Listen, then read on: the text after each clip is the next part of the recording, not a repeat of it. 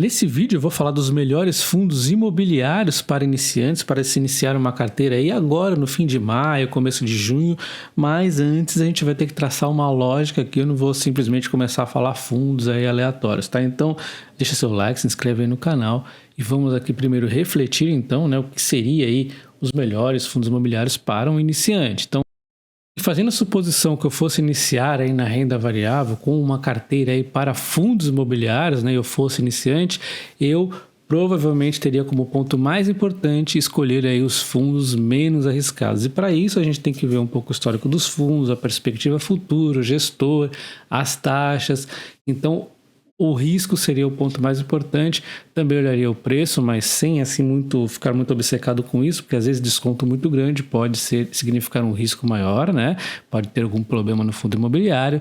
Fundos de tijolos seriam aí com certeza obrigatórios, porque fundos de tijolos são aqueles fundos que investem realmente no tijolo, né? No imóvel, para a gente receber aluguéis com isso. Então, esse aí eu acho que é o principal ponto dos fundos imobiliários, então é algo obrigatório. A questão fica quais setores, né?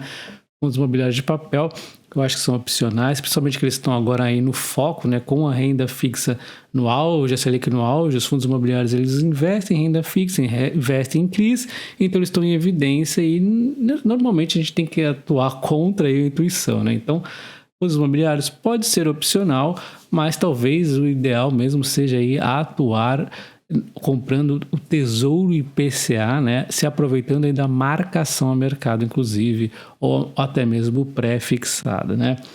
Os fundos imobiliários, aí, fundos de fundos, eu não gosto por conta de taxa sobre taxa, então no meu caso aí seria eliminado. Então, como ficaria a minha carteira de fundos imobiliários nesse cenário atual? Provavelmente aí cerca de 70% de fundos imobiliários de tijolos e uns 30% aí no Tesouro IPCA ou FIIs de papel, dependendo da escolha aí, né?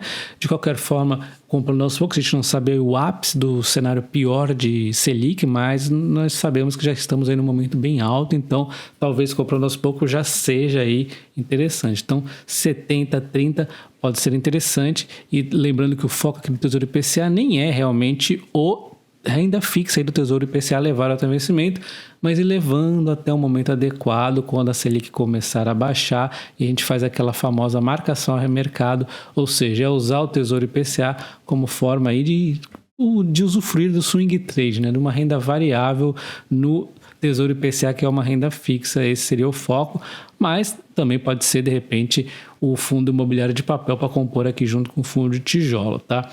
Então, nós temos aqui os fundos de tijolos, né? Tem os setores de logística, escritórios, shoppings, educacional, varejo, desenvolvimento e outros. Nesse caso, a gente teria que tirar o desenvolvimento, não faz sentido, é um pouco mais arriscado. Nós poderíamos até deixar o varejo aqui. Tem um fundo que tem um pouco de varejo, eu gosto dele, educacional, é um pouquinho, assim, arriscado em termos de longo prazo, por conta aí da destino à distância, mas esse fundo que eu escolhi, ele vai ter um pouquinho, então a gente vai estar exposto neles. Fundo de shopping também é interessante, escritórios eu não vejo aí como interessante não, tá? Porque desde aí do início da pandemia, estava na cara lá, eu falava que, cara, o home office vem aí para ficar, né? Tem várias empresas aí que estão com home office para sempre. Ah, mas vai terminar o trabalho presencial? Não. Só que vai diminuir aí a demanda, né? O que acontece? Começa a aparecer vacâncias, então é um pouco complicado. Tem muito fundo com vacância, essa vacância vai demorar bastante tempo aí, no meu entendimento, para ser suprida. Então, fundo de escritórios eu também não acho interessante, e fundo de logística aqui é o principal. Na logística aí a tendência aí para o futuro, as entregas têm que estar próximas aí dos centros, das cidades principais, então logística é o melhor aí dos mundos, né? Então vamos comparar o BTLG11 com o XPLG11, HGLG11, CDI11, LVBI11, o BRCO11 e o VTLT11. A gente começa aqui então descartando o VTLT11, embora eu tenha na minha carteira um pouco, ele é um FIMONO e como a gente quer tranquilidade, ele não cabe aí numa carteira de novato, embora esteja um certo desconto e tenha um dividendo interessantíssimo aí de 10,5%. Se a gente pegar o último mês já com o IPCA atualizado aí, né, pela Selic, o seu aluguel batendo aí 11,1. Então a gente acabou de descartar um fundo e agora a gente vai ver os dois que não podem faltar numa carteira, que é o BTLG11 e o HGLG11, mas não necessariamente estaremos comprando ele aí às cegas, né? Então são dois fundos melhores. Por que não pode faltar? Porque eles têm feito um bom trabalho, nós já vamos dar uma olhadinha. Eles têm aí feito subscrições excelentes, que realmente agreguem valor, né? Não põe aí o interesse do gestor na frente. Então, esses dois fundos aqui são muito interessantes, com um PVP de 1,03, o BTLG11 já pode aí ser um candidato a entrar na carteira, está pouco acima do PVP. O PVP não é uma métrica nem tão certeira, então já dá aqui para pôr tranquilo, né? O HGLG11 está 1,10, então ele fica aí na fila, né? A gente pode, de repente, abrir uma sessão caso ele caia um pouquinho, dividendo de 8,11, né? Então a gente fica aí um pouquinho na espera do HGLG11, mas é um fundo imobiliário espetacular que performou demais no longo prazo, mas como nós temos aqui o BTLG11 a 1,03, é ele que nós vamos estar aqui então comprando, tá? Então nós vamos para o próximo, que é o XPLG11, né, que seria o segundo maior fundo em patrimônio líquido, uma liquidez bastante elevada, um dividendo não tão interessante de 8%, anualizado a 8,30, melhorou um pouco, já fica próximo do BTLG, mas ele tá o PVP de 0,84, né? Então olha só o PVP desse fundo e o dividendo ainda assim em linha com fundos imobiliários com PVP próximo do justo. Já fica um pouco estranho. Eu acrescento aqui que as subscrições deles não são das melhores, são subscrições aí que me deixam na dúvida qual o real interesse aí da XP, subscrições aí também a rodo.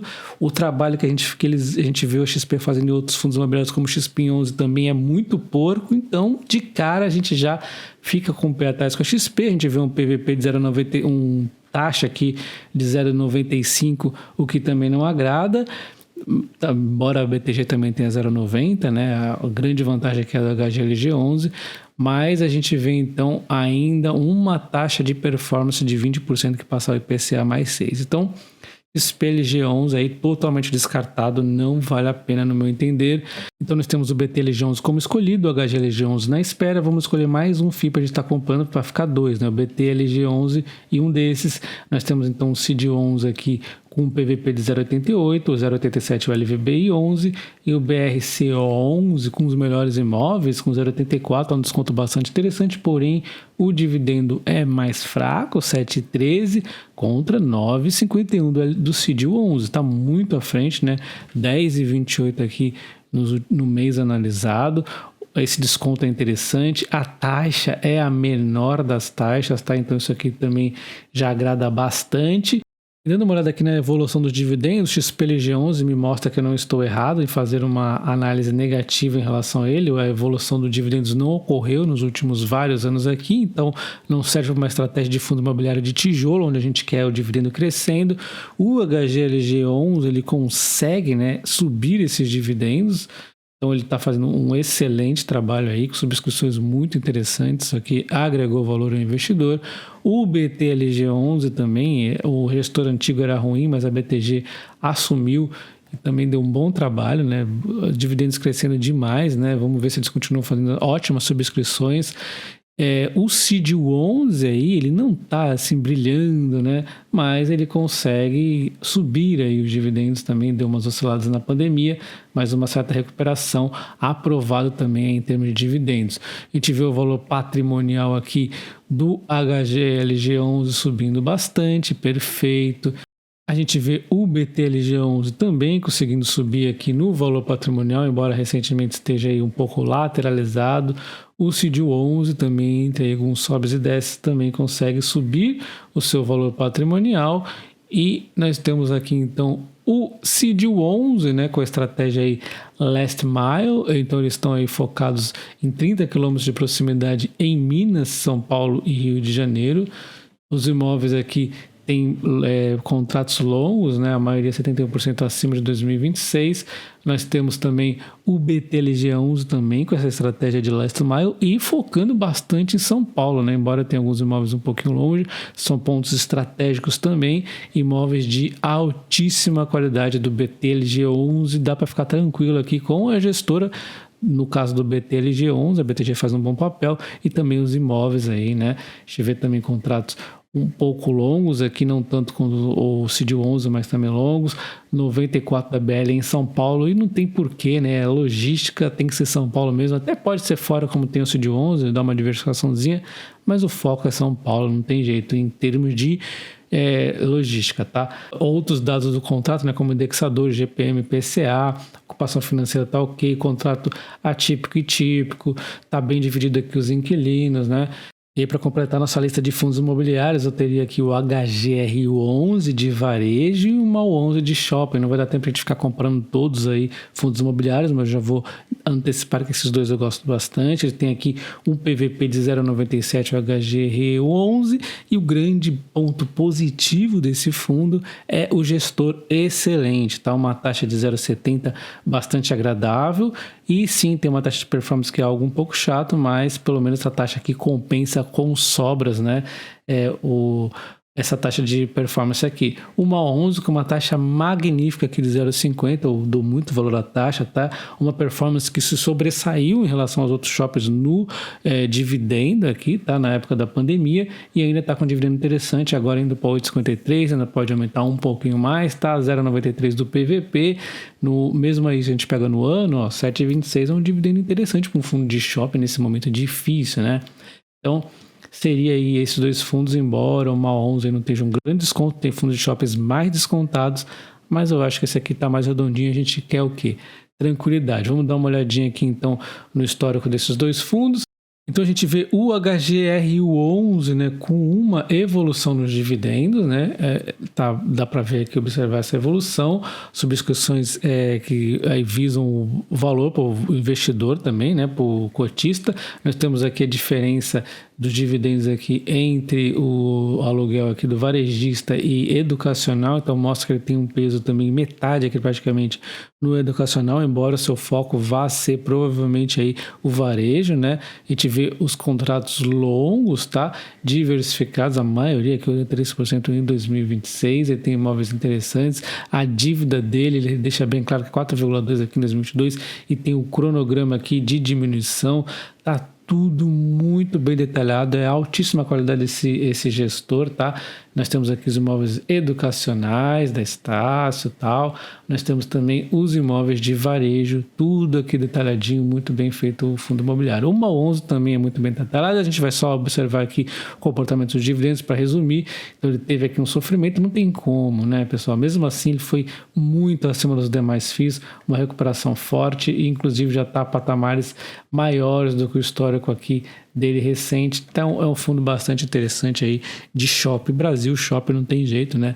Eu já voltei a usar shopping, será que você já voltou? Provavelmente sim, né? Então shopping no Brasil é forte, principalmente eu, pelo menos gosto lá, a alimentação, né? Eu gosto bastante. Então deixa seu like, se inscreve no minha carteira de fundos imobiliários. Se eu fosse um investidor iniciante, BTLG11 não tem como faltar, um PVP próximo do justo. Eu não quero um grande desconto no fundo imobiliário tão aí de qualidade, com um setor que tende aí a evoluir como o setor de logística. CID11 é um desconto interessante em pleno setor de logística, Last Mile muito bom também, BTGLG11 aí, os imóveis excepcionais, vale destacar, HGLG11 também, um fundo aí que já se provou ao longo dos anos, né, o melhor, mas como ele está um pouco esticado, vamos deixar ele na filinha aí, quando estiver comprando esses dois aqui, a gente deixa ele na fila, demorou para baixo, a gente começa a dar umas briscadinhas aí, HGLG11 aí é muito interessante, HGRU11 também acho muito interessante, gestor aí incrível, e o MAU11 porque se provou em plena aí crise que afetou shoppings como nunca antes, ele se provou ser aí o melhor. Então o que eu quero mais do que isso? Eles ainda dão o quê? Uma taxa de 0,50, menor taxa todos esses fundos aqui. Então não tem como, MAU11 aí, não interessa se eu tenho mais desconto, eu gosto do MAU11, só a taxa e essa resistência aí na pandemia já me deu muitos pontos com ele, tá? E aí nós temos o MXRF11 que poderia aí compor, então um fundo imobiliário de papel, não vai ter tempo de detalhar muito nesse vídeo aqui, mas o MXRF11 também é um fundo aí que busca qualidade nos seus papéis, na sua dívida aí que ele tem, então a gente quer o quê? Segurança, a MXRF11 é segurança. Mas, para a gente ser aqui um pouco anticíclico, Tesouro e IPCA, né? A gente faz aquela marcação ao mercado, quando a taxa de juros começar a descer, a taxa de juros futura, né? começar a tranquilizar aí o cenário brasileiro, principalmente mundial, a gente vende esse tesouro que a gente acabou de comprar e vai ganhar um lucro aí de 20, 30, 40%, né? Em 1 ou 2 ou 3 anos talvez, e quanto não desce, a gente vai mantendo aí, ganhando como se fosse uma renda fixa mesmo. Então o Tesouro IPCA pode ser uma série interessante aí, e aí depende da divisão de cada um, eu deixaria aqui 30% aqui no início e dividiria aí nesses demais FIIs aqui da carteira. Então deixa seu like, se inscreve no canal, ativa o sino. Um abraço, até o próximo, valeu!